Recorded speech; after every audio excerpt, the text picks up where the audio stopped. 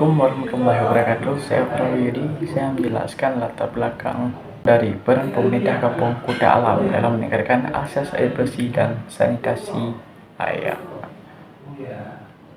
Jadi, air bersih dan sanitasi yang layak ialah kebutuhan dasar yang penting buat semua orang. Kesediaan dua hal ini sangat berpengaruh pada kesehatan dan kenyamanan hidup masyarakat. Karena itu, usaha untuk memastikan semua orang bisa menikmati air bersih dan lingkungan yang bersih jadi salah satu hal utama yang harus diprioritaskan. Umum, Indonesia sudah makin baik soal air bersih dan sanitasi, tapi di daerah-daerah masih banyak masalah, terutama di desa-desa dan tempat padat penduduknya. Sekian dari saya.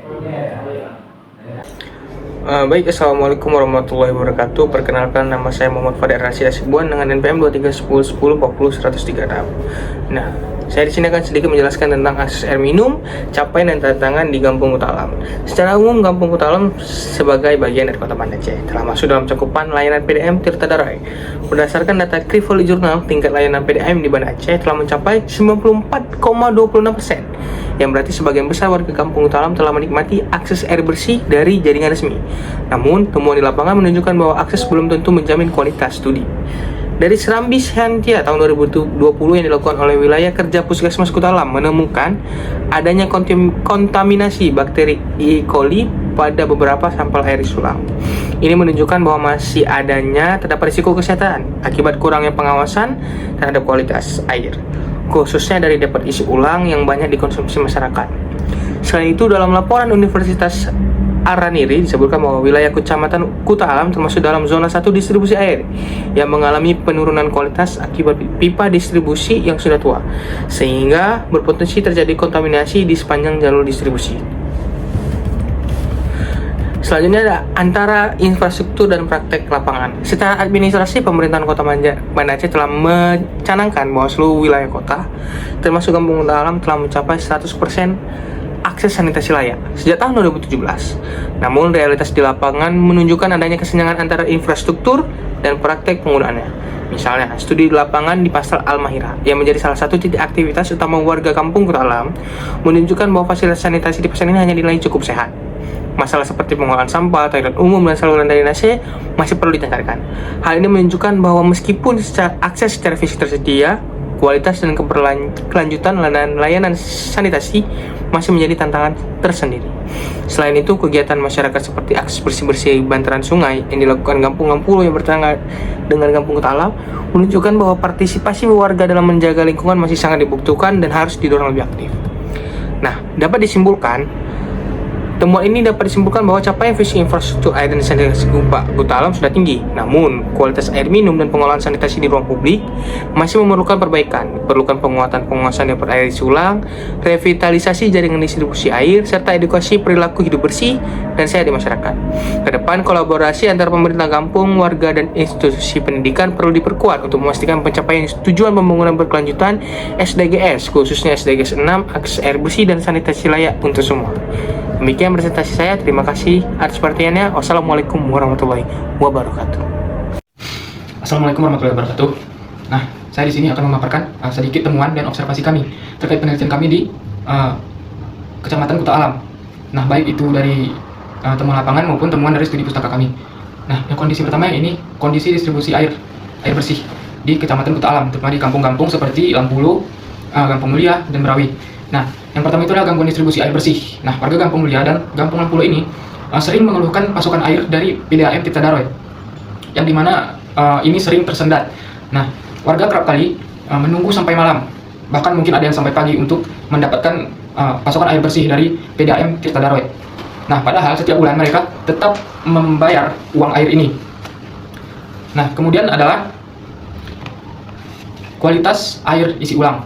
Nah, dari studi pustaka kami, yang dimana kami dapat dari Puskesmas Kuta Alam pada tahun 2020 lalu, bahwa dari 11 sampel depot air minum isi ulang, itu sekitar 36% terkontaminasi bakteri E. coli. Nah, kita mengetahui sendiri bahwa bakteri E. coli ini merupakan bakteri penyebab utama diare dan muntah bed. yang dimana ini sangat berbahaya sekali bagi masyarakat jika sering mengkonsumsi air isi ulang, terutama yang mengandung bakteri ini, terutama bagi anak-anak, balita. Nah, ini bisa menyebabkan tingkat stunting meningkat di Kecamatan Kuta Alam. Kemudian kualitas air sumur di pemukiman padat. Nah, penelitian di Kampung Brawe, nah kita bergeser dikit ke Kampung Brawe. Nah, menunjukkan bahwa air sumur di Kampung Brawe atau di beberapa dusunnya ini mengandung total koliform melebihi standar yang ditetapkan oleh Kemenkes, yakni per nomor 492 tahun 2010. Kemudian pencemaran ini sebagian besar disebabkan oleh limbah rumah tangga dan aktivitas perdagangan yang ada di sana. Nah, kemudian ada kontaminasi mikroplastik yang ada di sungai. Nah, air dari sungai Krung Aceh yang mengalir melalui Kecamatan Kuta Alam sendiri terdeteksi mengandung 150 partikel mikroplastik. Nah, itu 150 partikel mikroplastik ditemukan dalam sampel per 1 liter. Nah, terutama jenis fiber dan limbah tekstil yang sangat berbahaya jika langsung dikonsumsi oleh masyarakat. Walaupun seperti yang kita tahu, masyarakat Aceh tidak langsung mengkonsumsi air sungai untuk kehidupan sehari-hari.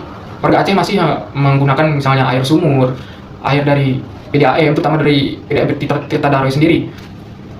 Nah, ada kemungkinan masyarakat juga menggunakan air sungai ini untuk kebutuhan-kebutuhan lain, misalnya tambak ikan. Nah, tambak ikan pun jika air di sungai tersebut mengandung mikrofiber, mikroplastik dan fiber limbah tekstil, itu akan membahayakan bagi kesehatan masyarakat.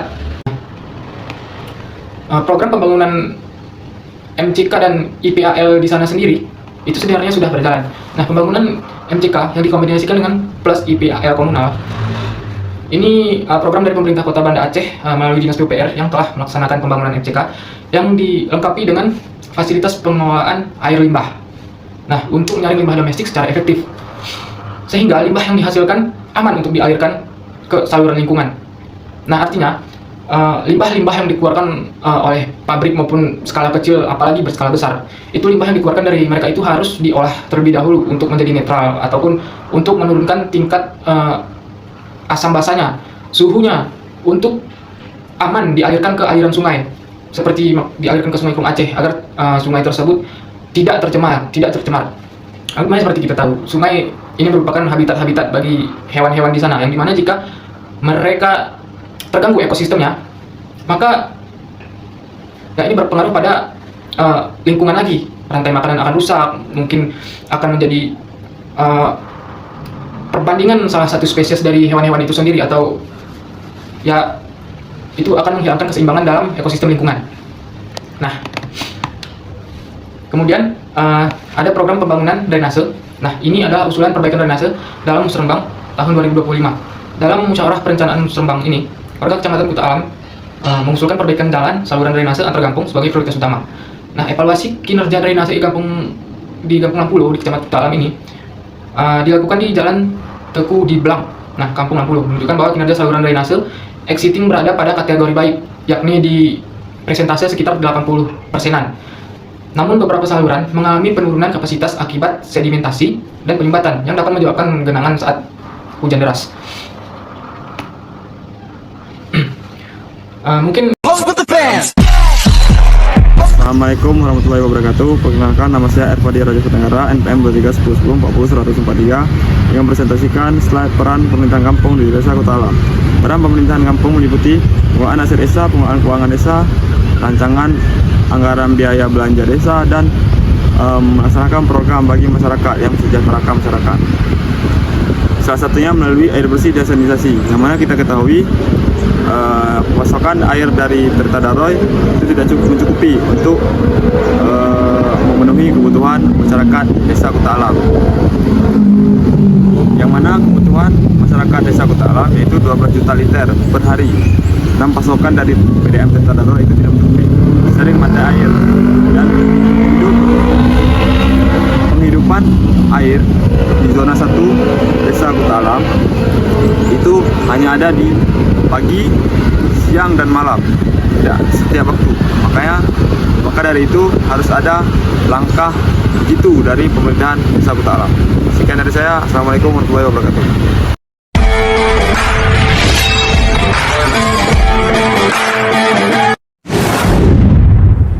Untuk memahami permasalahan air bersih dan sanitasi secara ilmiah, penelitian kami menggunakan 3 teori utama. Teori ini berfungsi untuk menganalisis peran pemerintah kampung secara lebih mendalam. Teori pertama, teori peran. Teori ini menjelaskan bahwa setiap individu atau lembaga memiliki tanggung jawab sesuai dengan kedudukannya. Dalam hal ini, pemerintah kampung berperan untuk merancang dan melaksanakan program sesuai dengan kebutuhan dasar warga, seperti ketersediaan akses air bersih dan sanitasi layak. Teori kedua yaitu teori good governance. Teori ini menekankan pentingnya transparansi, akuntabilitas, dan partisipasi masyarakat. Prinsip ini menjadi acuan bagi pemerintah kampung dalam mengelola dana, merancang anggaran, serta melibatkan warga dalam pembangunan. Teori ketiga yaitu teori pembangunan berkelanjutan. Teori ini menekankan bahwa pembangunan harus memenuhi kebutuhan saat ini tanpa mengorbankan generasi mendatang. Pembangunan fasilitas air bersih harus mempertimbangkan keberlanjutan lingkungan, daya tahan infrastruktur, dan ketersediaan warga untuk pemeliharaan.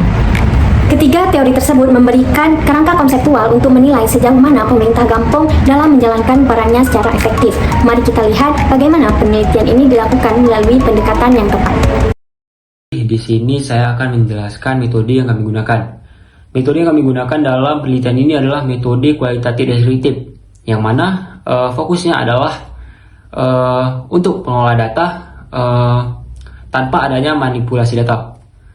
Tujuan dari pendekatan ini adalah menggambarkan fenomena atau kondisi secara langsung yang berdasarkan data yang diperoleh di lapangan. Pendekatan ini juga digunakan untuk menggali informasi secara mendalam mengenai peran pemerintah Kampung Huta Alam dalam meningkatkan akses air bersih dan juga sanitasi yang layak.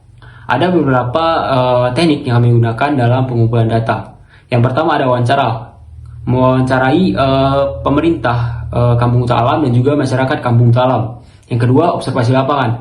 Kami melihat langsung bagaimana fasilitas yang telah disiapkan oleh pemerintah Kampung Huta Alam dalam meningkatkan akses air bersih. Yang ketiga ada pengumpulan dokumen. Pengumpulan dokumen ini yaitu mengumpulkan data yang mendukung seperti RKP atau rancangan kerja kampung. Mungkin sekian dari saya. Terima kasih.